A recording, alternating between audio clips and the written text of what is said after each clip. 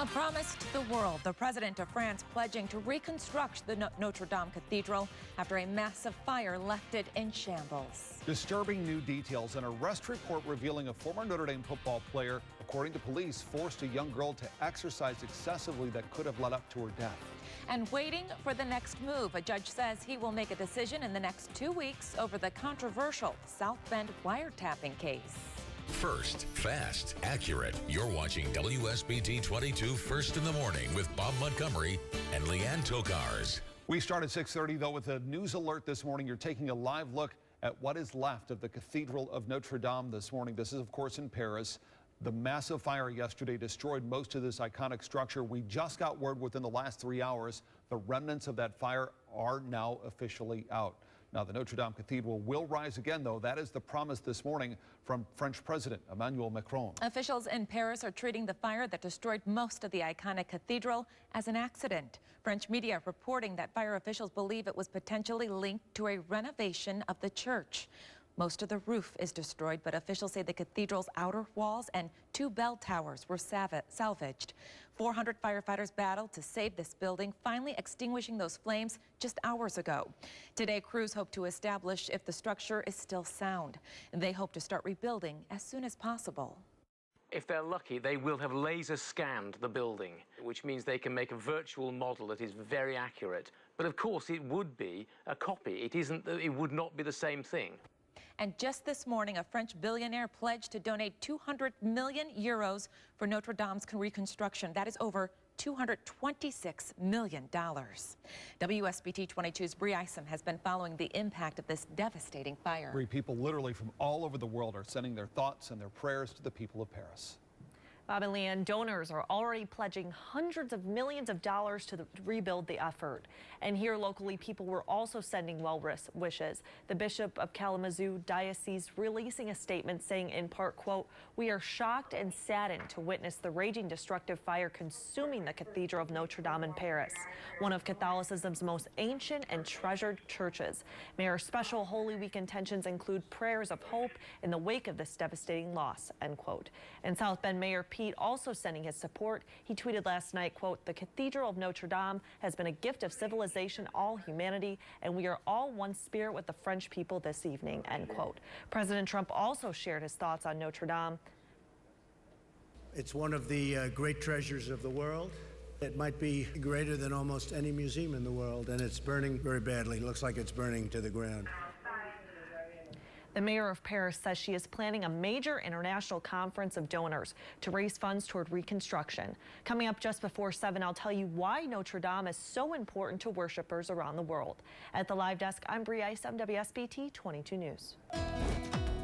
We are starting out a little bit warmer this morning. It feels pretty good to start out. About 15 degrees warmer than yesterday. It puts us at 50 in Benton Harbor. If you're starting out your day in Niles, 47 also in South Bend and Plymouth. And we even have 52-degree reading coming in Rochester, so one of our warmer spots. I do want to show you a wider picture because we have very similar temperatures over northern Illinois. But you see these temperatures down in Missouri? That's along a boundary, a warm front. And that boundary is moving our direction. It's going to do 2 things. It's going to give us a really pleasant afternoon with warm temperatures, but it's also going to be the focus for rain showers over the next couple of days. Basically, this boundary is going to slowly creep to the north, and it's going to be the area where showers and thunderstorms just on the north side develop. So we are getting a few of those showers this morning, although the coverage of this is pretty minimal at this point. Most of you just have clouds right now, but we do have a couple of pockets of rain. Michigan City, right down between the Porter and LaPorte County line. Right there at the county line, you're going to see the rain showers. It also includes travel on 30, basically between Plymouth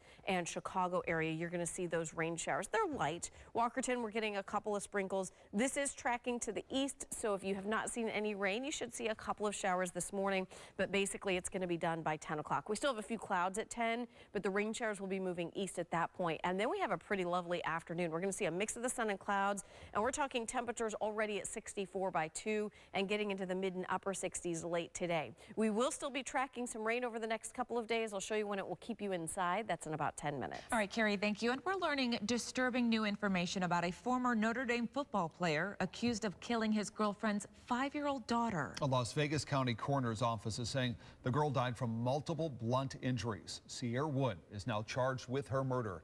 according to an arrest report, Wood forced this girl to exercise at home as punishment because he thought she was overweight. Police say he also used other forms of physical punishment on the girl. Her mother is also facing child abuse charges. Police say those most likely will be upgraded to murder charges. Community members gathered over the weekend to remember this girl, 5 years old. Right now, they're trying to raise money to fly her body home for funeral services. An update now to the fate of another Notre Dame football player. Criminal charges may soon be dropped against wide receiver Javon McKinley. Our partners at the South Bend Tribune report McKinley must first fulfill the conditions of a pretrial diversion agreement. He was charged in February for allegedly hitting 2 Notre Dame police officers who police say were trying to help him after finding him passed out in a ride share. And an update to the status of South Bend's controversial wiretapping case tied to the police department. A judge says he will make a decision now within the next 2 weeks. The existence of these tapes came to light back in 2011 with the department recording phone calls on many of its lines. The contents of those recordings have never been publicly disclosed. The city has argued all along releasing the tapes would publicly violate the federal laws if it's ruled the tapes were made illegally. However, right now the case is between the Common Council, who wants the tapes released, and the police officers who were recorded. They want the tapes destroyed. If the judge denies the motion for summary judgment, then the case goes to a jury trial. If the motion is granted, the case will be dismissed and those tapes could be destroyed. At 6:36 now, new developments about the future of South Bend's Navarre Middle School. South Bend Schools now submitting a transformation zone plan draft to the State Board of Education. And this comes after the school received failing grades for the past 6 years. A transformation zone means the superintendent and the school board will no longer have any authority over the school. Instead, a third party will step in to help guide the school's decisions.